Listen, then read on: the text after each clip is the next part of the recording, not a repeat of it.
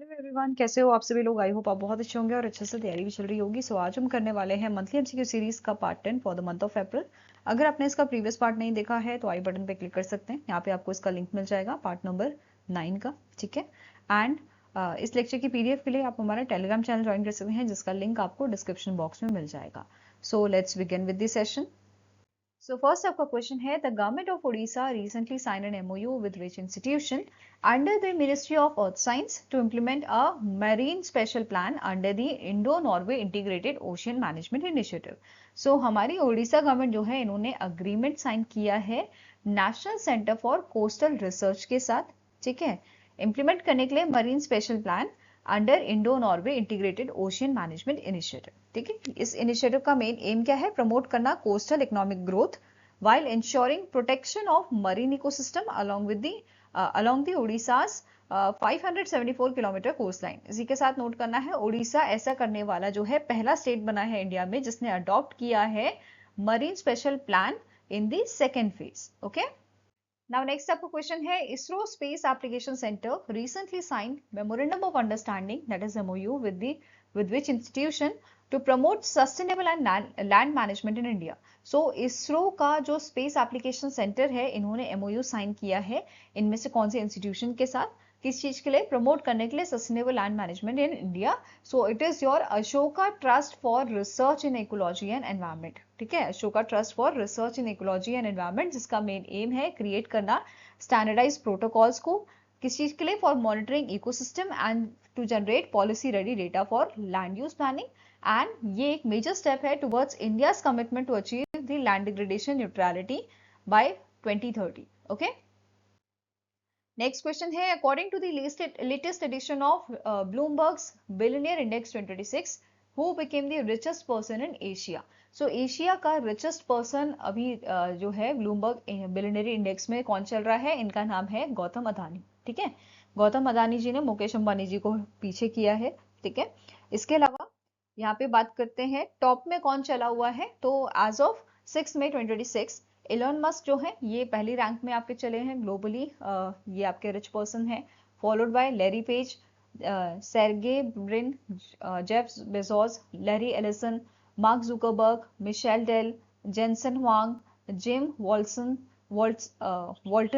Bernard Arnault. ठीक है। ये आपके टॉप 10 रिचेस्ट या बिलियनियर्स यहाँ पे आपके शामिल हैं। इसके अलावा बात करें इंडिया की, तो टॉप 100 में इंडिया के गौतम अदानी, मुकेश अंबानी, लक्ष्मी मित्तल, सावित्री जिंदल, आपके Shapoor Mistry and family and Shiv Nadar, ये आपके टॉप 10 में जो है इंडियन बिलियनियर्स शामिल हुए हैं, जिनकी ग्लोबल रैंक आप यहाँ पे देख सकते हो। गौतम अदानी जी की 17 है, 20 है मुकेश अंबानी की, 65 लक्ष्मी मित्तल, 71 सावित्री जिंदल एंड 74 आपके Shapoor Mistry and family and 83 number पे है ग्लोबली शिव नाडर। ठीक है।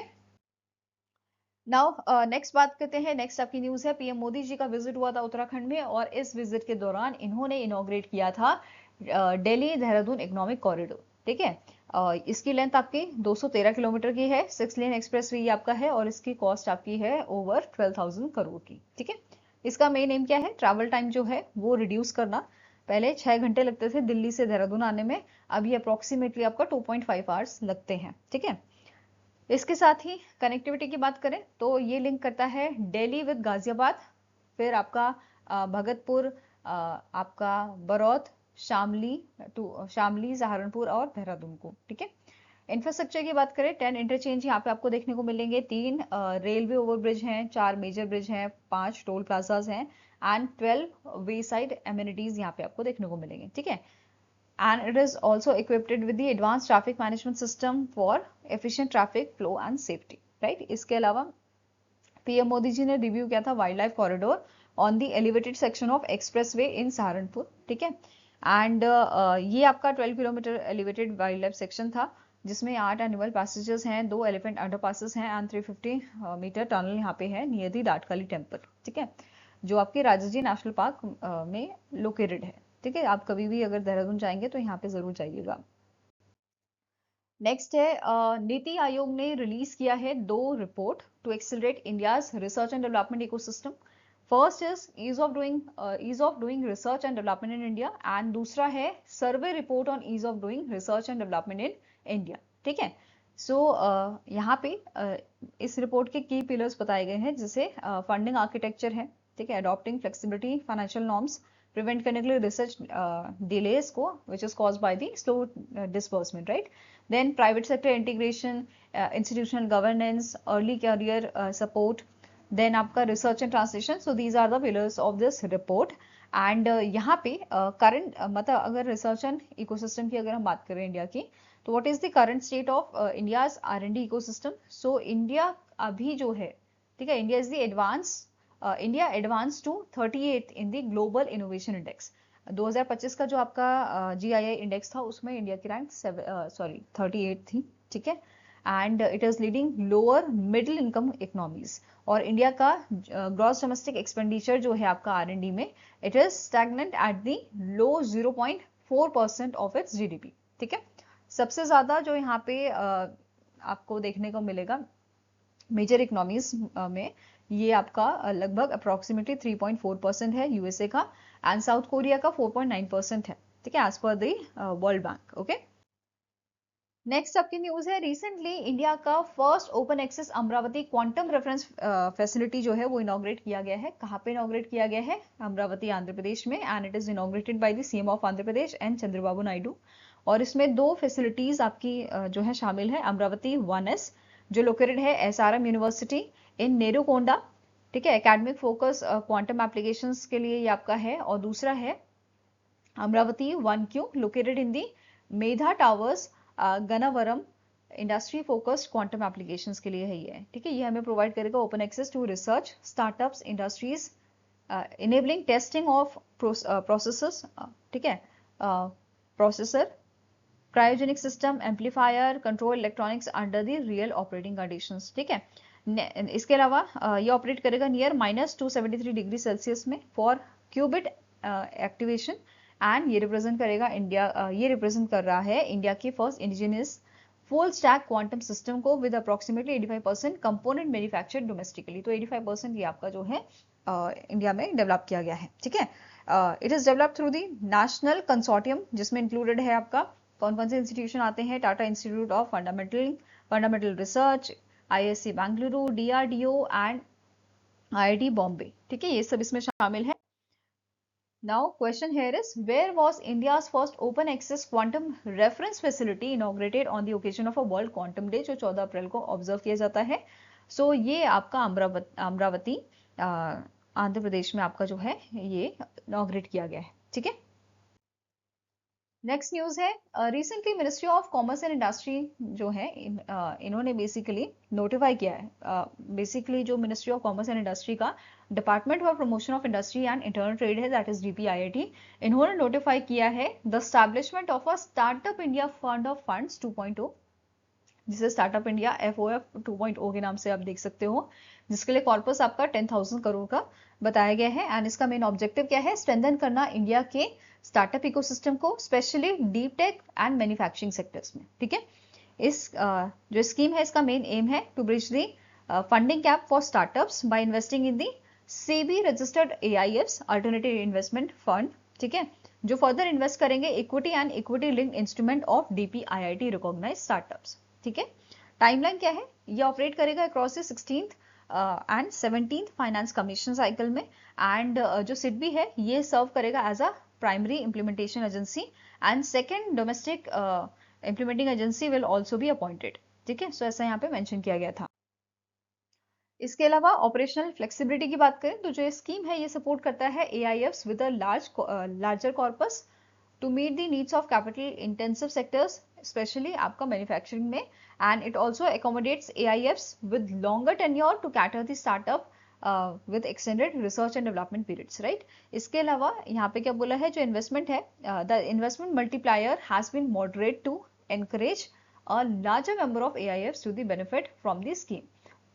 इसके अलावा स्ट्रक्चर्ड सेगमेंट अप्रोच जो है इसमें आपका बताया गया है, सेगमेंट 1 में आपका डीप टेक रहेगा जो फोकस करेगा starters on the startups developing novel solutions with a long research and development cycle, and the high cost. ठीक है, दूसरा सेगमेंट में माइक्रो वेंचर कैपिटल आपके रहेंगे जो सपोर्ट करेगा स्मॉलर एआईएफ्स को, जो प्रोवाइड करेंगे capital to the early growth stage startups को।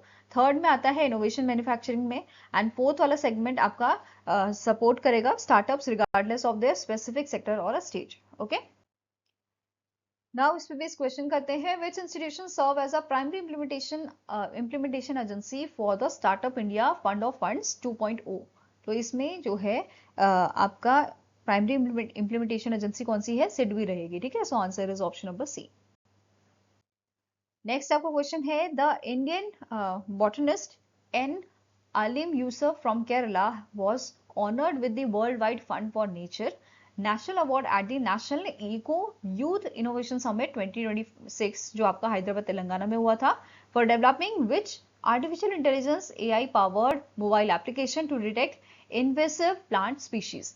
सो इंडिया के जो बॉटनिस्ट हैं एन अलीम यूसुफ केरला से बिलोंग करते हैं, इनको world wide fund of nature द्वारा नेशनल अवार्ड यहाँ पे दिया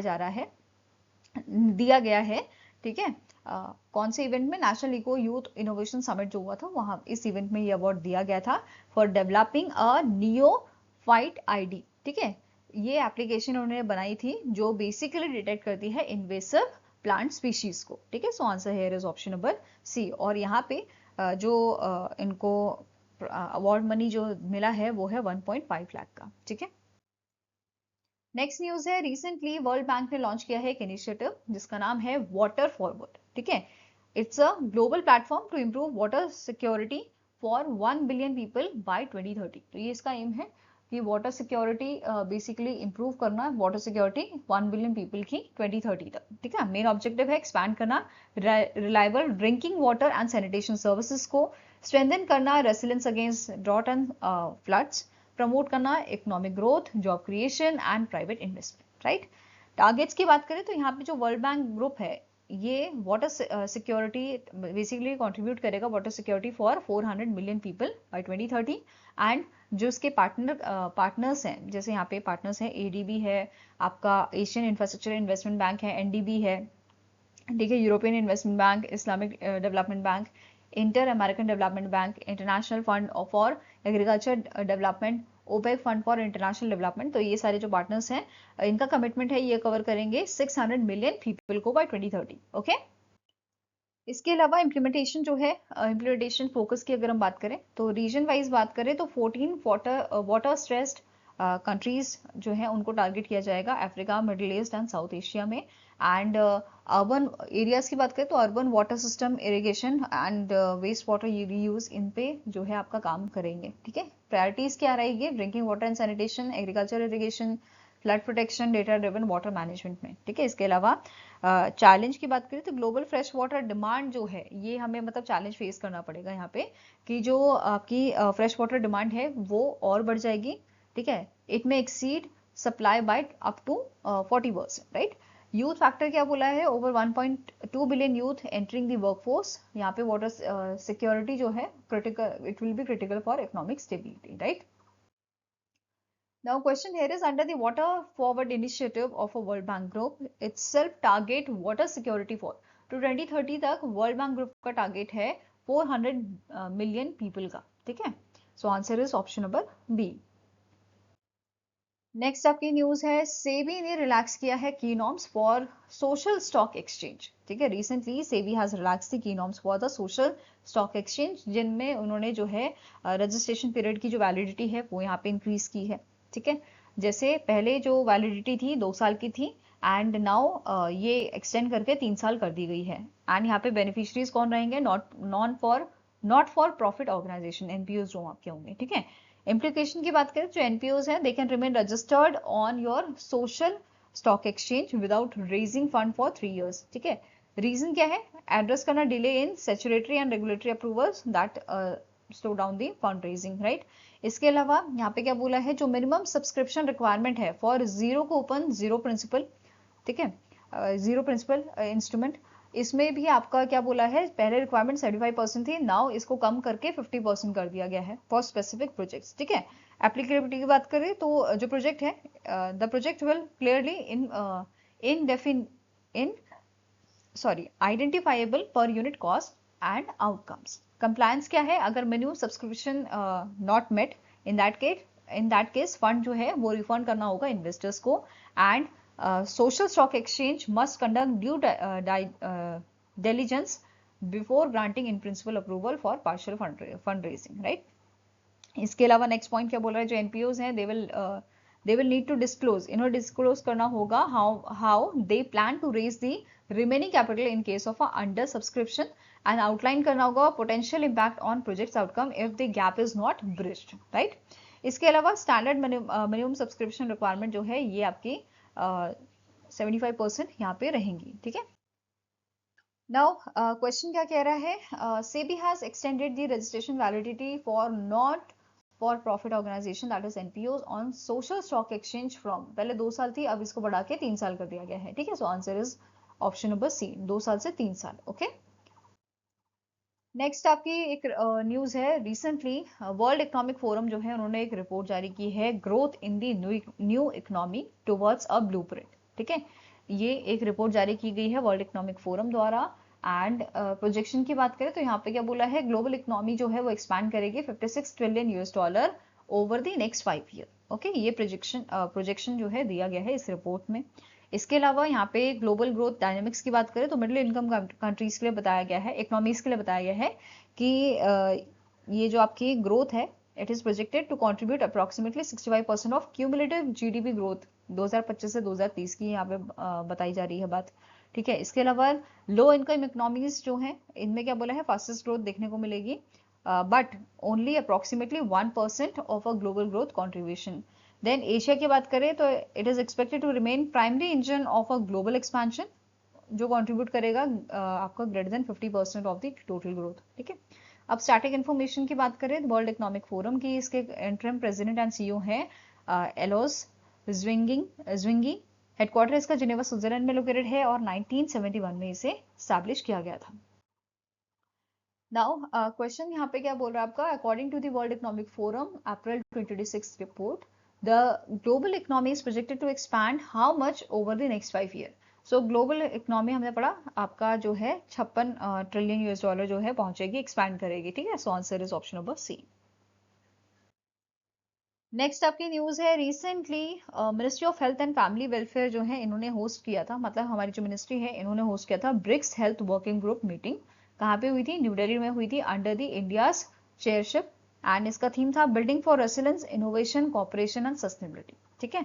इस मीटिंग में जो यूनियन हेल्थ सेक्रेटरी हैं श्रीमती पुनिया सलीला श्रीवास्तवा, इन्होंने प्रपोज किए हैं 2 प्रायोरिटी एरियाज। पहला है BRICS mission for healthy lifestyle, जिसका एम है प्रमोट करना हेल्दी बिहेवियर एंड एड्रेस करना की रिस्क फैक्टर जैसे unhealthy diets, physical inactivity, tobacco use and harmful use of alcohol, ठीक है। नेक्स्ट आता है promotion of mental health and wellness, जो फोकस करता है in strengthening mental health services, address करना stigma and integrated mental health into a broader public health framework, right.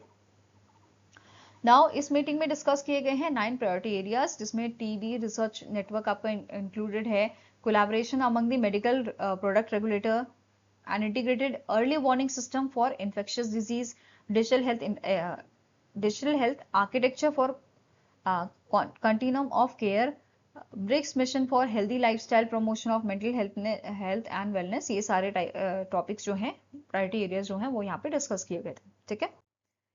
Next आपकी news है, राज्यसभा जो है, राज्यसभा ने रिकंस्टिट्यूट किया है पैनल, एक पैनल यहाँ पे इन्होंने रिकंस्टिट्यूट किया है of a vice chairperson to ensure smooth functioning of the house, ठीक है। राज्यसभा को स्मूथली चलाने के लिए ये पैनल यहाँ पे बनाया गया है, जिसमें 6 मेंबर्स हैं and they all are selected by the your vice president, ठीक है, और अ चेयरमैन ऑफ राज्यसभा।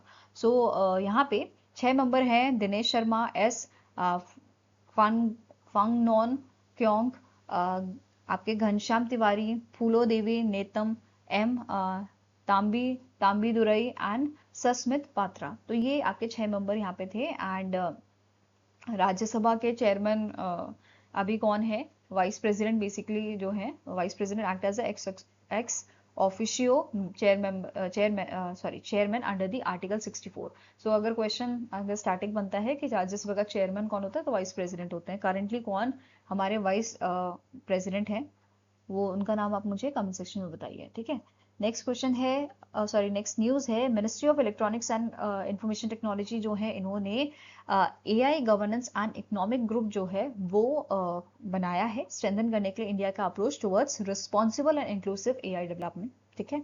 इसमें चेयरपर्सन आपके बनाए गए हैं अश्विनी वैष्णव जी, हमारे यूनियन मिनिस्टर हैं। वाइस चेयरपर्सन है जितिन प्रसादा।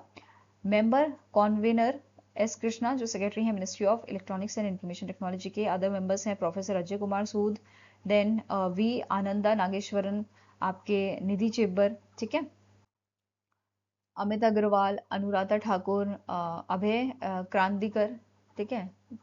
ये सारे आपके जो हैं यहाँ पे मेंबर हैं इस कमेटी के, इस पैनल के, ठीक है। नाउ नेक्स्ट इज, यहाँ पे क्या बोला है, जो गाइडलाइंस है, बेसिकली इनका काम क्या है, गाइडलाइंस बनाना, ठीक है। सो जो गाइडलाइंस हैं, they had recommended the guidelines had recommended setting up of a interministerial body to steer a whole of a government approach to the AI governance। तो एक यहाँ पे interministerial body बनाना, ठीक है, जो बेसिकली आपका काम करेगी AI गवर्नेंस में, ठीक है। देन टेक्निकल सपोर्ट यहाँ पे प्रोवाइड किया जाएगा by the TPEC, technology and policy expert committee द्वारा। एंड ये जो कमेटी है, इसको टास्क दिया गया है to offer expert advisory to the AIGEG on global development, emerging technology, risk regulation and other evolving priorities related to your AI policy and governance, right? Terms of reference conditions क्या हैं कि ये coordinate करेगा, ठीक है, coordinate करना policy across ministers, departments and regulators, monitor करना cross sectoral governance issues को, review करना mechanism and issue guidelines को, ensuring compliance with the local laws, oversee करना नेशनल एआई इनिशिएटिव्स को in a public and private sectors, promote करना responsible AI innovations को and beneficial deployment in the key sectors, and classify करना AI use cases into categories जैसे deploy, pilot, defers, इन सब में, ठीक है। नेक्स्ट न्यूज है, रिसेंटली नासा ने अनाउंस किया है SpaceX Falcon heavy rocket will launch Rosalind Franklin rover to Mars in 2028। सो 2028 में जो स्पेस एक्स है ये लॉन्च करेगा रोसलिन फ्रैंकलिन रोवर को मार्स के लिए 2028 में, ठीक है। लॉन्च साइट क्या है आपका, it is your launch complex 39A Kennedy space centre Florida USA से ये आपका भेजा जाएगा स्पेस एक्स के फैल्कन हैवी रॉकेट में। और ये जो मिशन है, it is a part of European space agency's ExoMars mission, ठीक है। इसका मेन एम क्या है कि जो इनका जो रोवर है वो ड्रिल करेगा 2 मीटर बीनीथ मार्स सरफेस, और ये बेसिकली यहाँ पे जो है रिसर्च करेंगे ऑन द पास्ट और प्रेजेंट माइक्रोवेव लाइफ के ऊपर, ठीक है। It will be first Mars rover design to explore sub surface life on the red planet, okay. Next news है, यूएसए का जो office of science and technology policy है, इसने फॉर्मली लॉन्च किया है आपका नेशनल स्पेस टेक्नोलॉजी मेमोरेंडम 3, ठीक है। इसका मेन एम है एडवांस करना स्पेस न्यूक्लियर पावर को, टारगेट करना deployment of a low to mid power reactors in orbit on the moon and Mars, ठीक है, by the 2030s, okay. Next आपका क्वेश्चन है, the financial intelligence unit recently signed an MOU with which organization to strengthen coordination, intelligence sharing and securities market surveillance through regular exchange of in the financial data and cooperation with the foreign FIUs। So recently financial intelligence unit India जो है, इन्होंने MOU sign किया है आपकी सेबी के साथ, ठीक है। Securities and exchange board of India के साथ इनका अग्रीमेंट साइन हुआ है स्ट्रेंथन करने के लिए coordination, intelligence sharing and securities market surveillance through it's regular exchange of a financial data. Basically ये दोनों आपस में डेटा जो इन्फॉर्मेशन है वो एक्सचेंज करेंगे, ठीक है। अब इसके बारे में थोड़ा डिटेल में पढ़ते हैं। ये अग्रीमेंट साइन किसने किया है, अमित मोहन गोवर जो डायरेक्टर हैं आपके FIU IND के, इन्होंने ये अग्रीमेंट साइन किया था with the whole time member of SEBI Sandeep Pradhan ji के साथ। और इस MOU है ये ऑपरेट किया जाएगा under the prevention of money laundering 2002, prevention of money laundering rules 2005 and amongst principle of information exchange while ensuring effective supervision and adherence to the SEBI guidelines, ठीक है। अब जो इसके अलावा एक और MOU यहाँ पे साइन हुआ है विद दी PFRDA। तो FIU जो है आपका फाइनेंशियल इंटेलिजेंस यूनिट इंडिया जो है इसका PFRDA के साथ, pension fund regulatory and development authority के साथ भी अग्रीमेंट साइन हुआ है इसी टाइप का, ठीक है। और यहाँ पे अमित मोहन गोडविल का अग्रीमेंट साइन हुआ था विद दी रणदीप सिंह जगपाल, ठीक है, जो होल टाइम मेंबर है PFRDA के साथ, ठीक है। और इस दोनों ही MOU में ये जॉइंट आउटरीच बेसिकली करेंगे और ट्रेनिंग प्रोग्राम्स करेंगे, किसके लिए, एनहांस करने के लिए anti money laundering and combating financing of terrorism capabilities of a regulated entities, ठीक है। साथ में दोनों एजेंसीज जो हैं, ठीक है, आपकी ये एक्सेस करेंगे money laundering and terror financing risk, identify करेंगे रेड फ्लैग इंडिकेटर्स को for suspicious transaction and conduct करेंगे quarterly meeting for the exchange of information and deliberate on the issue of mutual interest. So basically target करना है, करेंगे anti money laundering and combat करना financing of terrorism को, ठीक है, financing of terrorism. Next question है, India's first chip fabrication plant recently notified by the Ministry of Commerce and Industry will be established by which company at Dholera Special Economic Zone, Gujarat, with a proposed investment of 91,000 crore. So India का जो पहला chip fabrication plant है, ठीक है, ये notify किया गया है हमारी मिनिस्ट्री द्वारा, ministry of commerce and industry द्वारा, और यहाँ पे इसे एस्टैब्लिश किया जाएगा with the help of Tata semiconductor manufacturing private limited, ठीक है, इनकी हेल्प से ये आपका एस्टैब्लिश किया जाएगा with a cost of 91,000 crore, okay. जो चिप फैब्रिकेशन प्लांट है ये आपका डोलेरा में रहेगा और इसका एरिया 66.166 हेक्टेयर रहेगा आपका, ठीक है। नेक्स्ट न्यूज है, पीएम मोदी जी का विजिट हुआ था कर्नाटका में और इनके विजिट के दौरान इन्होंने इनॉग्रेट किया है श्री गुरु भैरवाकिया मंदिरा, अगर यहाँ पे थोड़ा प्रोनाउंसिएशन गलत हो तो उसके लिए सॉरी। श्री गुरु भैरावी क्या मंदिर जो है उसका इनॉग्रेशन यहाँ पे इन्होंने किया था at the Shri Kshetra Adi Adichunchanagiri in Mandya district of Karnataka, and इन्होंने ज्वालापीठ जो है वहां पे भी विजिट किया था and he also offered prayers there. Then इन्हें जो है फैसिलिटेट किया गया था with the Mysuru peta which is crafted from the Mysuru and Banaras silk adorned with a string of pearls and small pendants, right? इसके अलावा पीएम मोदी जी ने प्रेजेंट किया था 9 point citizen driven development agenda for achieving विकसित Karnataka and विकसित भारत, ठीक है। फिर पीएम मोदी जी ने जॉइंटली रिलीज किया था एक book Saundarya Lahari and Shiva Mahima Stotram along with the former PM HD Devegowda in Mandya, ठीक है, Mandya district of your Karnataka, जिसे शुगर सिटी के नाम से भी जाना जाता है। नेक्स्ट यहाँ पे लॉन्च किया गया है एक इनिशिएटिव, ठीक है, Surya Dev Bhoomi challenge 2.0 which is launched by the chief of defence staff general Anil Chauhan. 5 day का ये आपका इवेंट था, कहाँ पे लॉन्च किया गया था, उत्तराखंड में लॉन्च किया गया था ये, ठीक है। एंड 20 अप्रैल 2026 तक चला था और इससे कौन से रूट पे चलाया गया था इस चैलेंज को, आपका Chardham corridor covering 3 sacred Kedars, Kalpeshwar, Rudranath and Tungnath, ठीक है।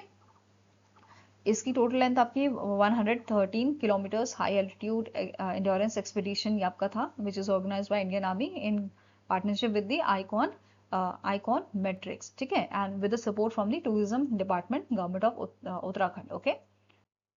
Now question here is the 113 kilometer Surya Devbhumi Challenge 2.0 is organized by Indian Army in partnership with, किसके पार्टनरशिप में किया है, आपके आइकॉन मैट्रिक्स के पार्टनरशिप में, ठीक है। So answer is option number सी।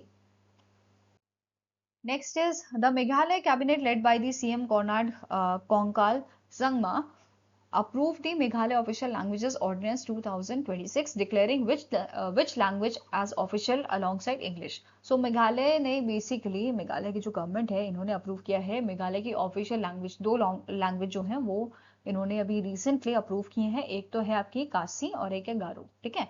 कासी गारो ये 2 लैंग्वेजेस जो हैं उनको ऑफिशियल लैंग्वेज जो है अप्रूव किया गया है by the Meghalaya government, and अब इन दोनों लैंग्वेज में जो है स्टेट लेवल एग्जामिनेशन भी कंडक्ट करवाए जाएंगे, ठीक है। So answer here is option number A. Next is which Bollywood actress was named the south Asian person of the year bye Harvard university south Asian association in recognition of her contribution to film storytelling and representation. So recently सयानी गुप्ता जो है, ठीक है, इनको यहाँ पे जो है she was named as a South Asian person of the year by the Harvard university. यहाँ पे आप इनके इमेज देख सकते हो। ठीक है, इनको जो है ये अवार्ड के लिए यहाँ पे सेलेक्ट किया गया है। एंड लास्ट ईयर जो हमारे शेफ है विकास खन्ना, उनको ये अवार्ड दिया गया था। ठीक है, नेक्स्ट आपका क्वेश्चन है, JSW Steel Limited board recently approved the joint venture with which foreign steel group to set up 6 million tons per annum integrated steel plant in the Odisha। So JSW Steel ने basically जो JSW Steel का आपका board है, इन्होंने approve किया है joint venture with the जो आपकी साउथ कोरिया की ग्रुप है पॉस्को ग्रुप जो है। ठीक है, इसके साथ यहाँ पे जॉइंट वेंचर के लिए अप्रूवल मिला है, अप्रूवल दिया गया है।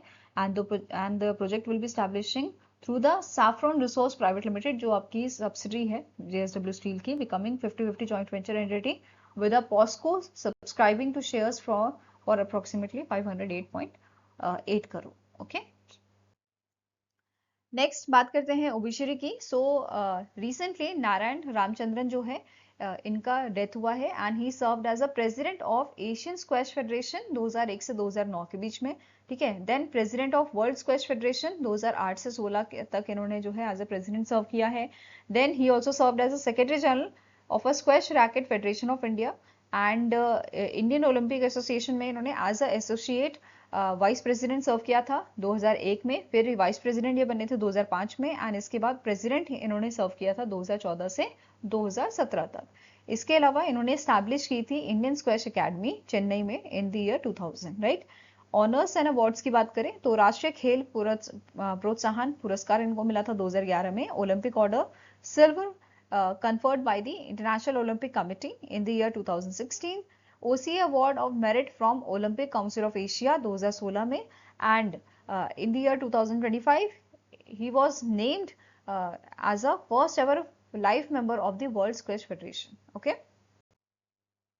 नेक्स्ट है आपका book and author. Recently NITI Aayog द्वारा एक बुक रिलीज की गई है, Divya Bharat a window to soul of India. ठीक है, इसका मेन एम है प्रमोट करना tourism potentially by showcasing its rich cultural heritage traditions and diverse destination. यहाँ पे आप जो है बुक देख सकते हैं।